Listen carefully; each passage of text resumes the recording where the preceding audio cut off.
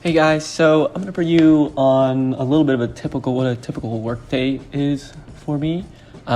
Usually I get to the airplanes really early in the morning, and they haven't been flying overnight, so they're usually really cold and really dark. And you'll see right here, I'm turning on all the switches, basically testing each and every single system on the airplane to make sure everything works.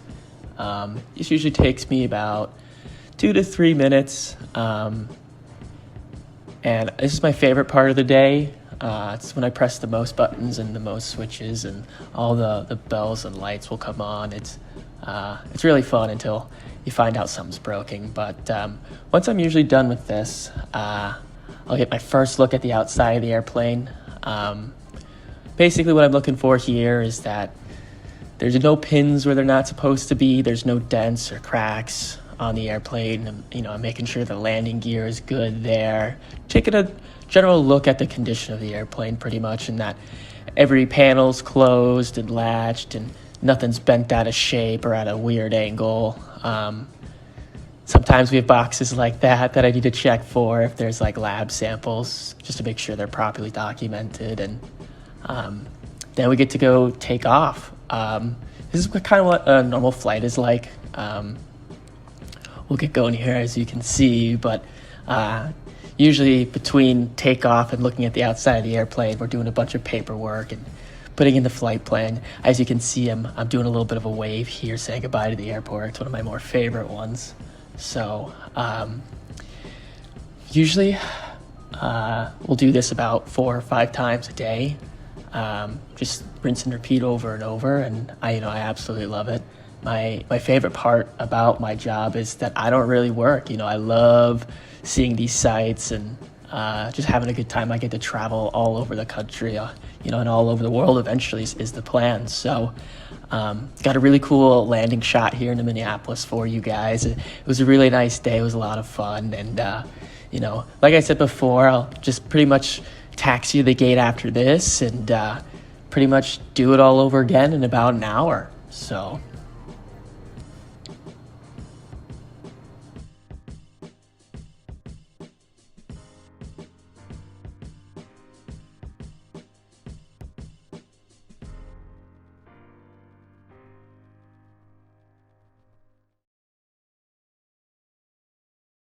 Okay, hello students. I am very excited to conduct this next career day interview that you have selected to view today. If you could please introduce yourself and tell us what it is that you do. Hello, my name is Jaymey Kuykendall, and I'm an airline pilot. Awesome. So what steps did you have to take to get to where you are now? So the route I took is, after graduating Greenville, I went to a 4-year university down in Florida. It was a college also with flight training. So getting my bachelor's degree, they incorporated my flight training in there. Graduated from there after 4 years, and then I spent some time working for an advertisement company, flying ads and stuff to build up my hours. And eventually, when I was ready, I applied for the airlines, and I got a job there. That was about 15 months ago I started, but there's a couple different routes. I did it one way. You can do it other ways. You can join the military and get your hours that way. There's also smaller flight schools around. You need to build more time if you go to stuff like that. So, sounds like flying time is the most important thing, kind of, to reach those goals. Yeah. So the government regulates the amount of hours we need to fly for airlines. So if you fly military, you need less hours. If you go to a school like I did, you need a little bit more. If you go to like little smaller flight schools, it takes generally more than I had. So. Okay, thank you. So what kind of skills would you say are needed for this job? And obviously some of those are trainable skills, things that you need to be trained to do, but maybe there are some soft skills too that you could comment on. Right, definitely. So there's a lot of trainable skills that you get when you're a pilot in training at an airline. But things you should already come in with are things like situational awareness, being able to understand what's going on around you and what you're doing, and then also predict what's going to happen. And a few other ones are communication. Communication is very important between you, your captain or other co-pilot, or your crew, and even the passengers. And that teamwork is very important. And then my favorite one is workload management and time management. Those are probably the most important ones that I do on a daily basis. Basically getting the flight out on time, dealing with anything that could happen, all falls back on that workload and time management. A few more technical ones, kind of like automation management. So figuring out, how to program your airplane and make it do what you want, and using that to your advantage when you're in a high stress environment, stuff like that. Those are probably the biggest ones, though. And of course, there's many other technical ones. I could bore you to death all day with those, but no, but I think it's helpful, and I think it's useful for kids to hear those more those non-trainable skills that, like working well under pressure, things that you should expect to prepare yourself for if this is a career that you're interested in. So it's very helpful. Definitely. And to add on top of that, a lot of airlines now are having more emphasis on those non-trainable soft skills, because this is very important, and they're great tools you can use to help you get through difficult situations, whether you're being tested or something comes up that you're not prepared for. If you really got those down, it really helps you. So thank you. So with that said, that kind of flows nicely into my next question, and that would be, what are some of the challenges that you face in your job? So there's a few of the biggest ones are weather. Unforecasted weather, things that just come out of nowhere and cause chaos, not only with your flight, but everybody's flights around you, and the air traffic controllers, just everybody's scrambling when weather rolls in. But we're trained with how to deal with that, whether we take delays or, it comes on a case-to-case basis with that, and it's pretty dynamic there. And then probably the second biggest challenge to deal with is sometimes passengers. COVID has changed aviation completely and dramatically, and it's something we haven't seen before. So there's been a lot of challenges, with our rules and then the federal government's rules and stuff like that. And sometimes passengers don't like that, or there's an issue with a passenger, and you've got to be able to do your job, but then also take care of them and treat them in the way they're supposed to be, and kind of take care of it in the best way possible. So, and then outside of that, just some mechanical stuff whenever an airplane breaks. It's pretty common, but it can be a headache, it can be a hassle, and we've got ways of dealing with that. So, but yeah, weather, passengers, and then mechanical issues with airplanes. So yeah, sounds like any of those unexpected bumps in the road can be a real challenge. Yeah, very much so. So this question might be a bit self-explanatory, but what's your work environment like? Oh man, I keep saying dynamic a lot through this interview, but that's probably the best word. Ever changing. Like I'm in a hotel pretty much every night when I'm out on work, in a different airplane pretty much every flight, sometimes with a different pair of flight attendants, stuff like that. But my company has made my environment more friendly, and it's like a family here. So I'm never going into a flight saying, oh man, I have to fly with these people today. It's always very fun, very awesome, a good time. I don't even think of it like a job. That's probably the best part. I get to go in and I get to fly an airplane every day and fly with people that are fun to be around. So,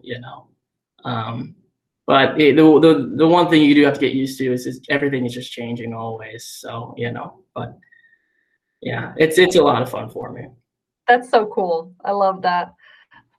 So what would be the salary ranges for someone who's an airline pilot? And understandably, this could vary, very much. So even if you want to talk in general terms, and are there opportunities for advancement in your career field? Yeah. So it differs airline to airline. When you first start out like me, you're probably going to be at a regional airline that does contract flying for airlines such as Delta, American, United. And I'm not a captain yet. I'm still a first officer. So my starting salary was around 50 to 60 a year. And it can go up to, 70, 80. By that time, though, it's probably time to upgrade to captain, and then captains usually make anywhere from 95 to 130 at a regional. And then when you build more hours, get more time, and you're marketable to go up to a major airline like Delta, United, American, your first officer usually starts at 90 the first year, and then from there, anywhere from 120 up. And it caps out about, and again, it differs, but it caps out about $220,000-$230,000 a year. And then when you're ready to upgrade from there as a captain, you're making 200 plus, capped out at about 350 a year. So, and when I talk to people about getting paid as an airline pilot, it's kind of weird because we're salary employees, but then we're also hourly. So we're guaranteed a certain amount of pay each month.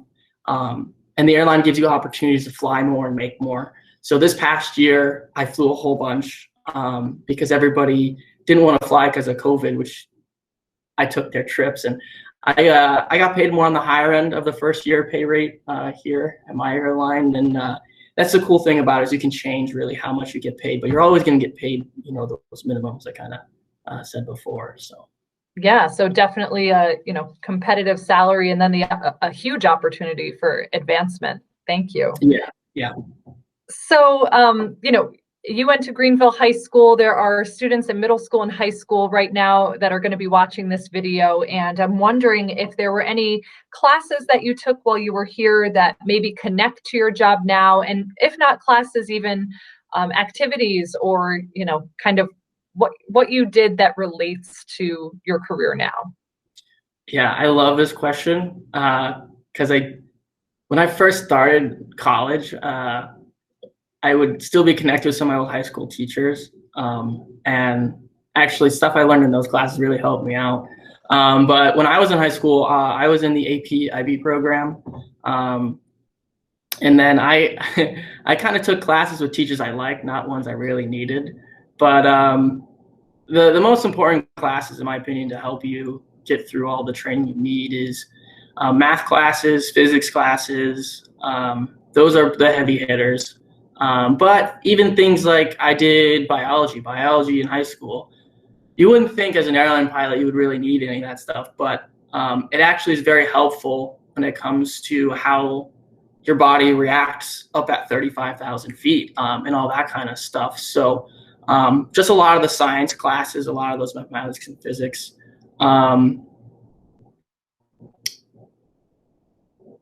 Yeah, I think that's pretty much the biggest ones, more technical type classes. So. Yeah, well, and it sounds like you took the opportunity to challenge yourself and kind of prepare yourself for the work that maybe you faced once you did go off to college, which is also helpful. Yeah, definitely. And I mean, you don't have to take AP and IB courses to become an airline pilot. You could just do the normal standard classes. But just make sure you do really well on them because those are going to be the building blocks, that you're going to need when you start, training and stuff like that. So. Yeah, perfect. Well, I want to thank you so much for your time. I'm sure that, this was really useful. And for anyone interested in pursuing a career such as this, I think that you really laid it out for what it might look like for them and the best way to prepare themselves. So thank you so much for giving your time to this Career Day interview. Yeah, of course. Thank you.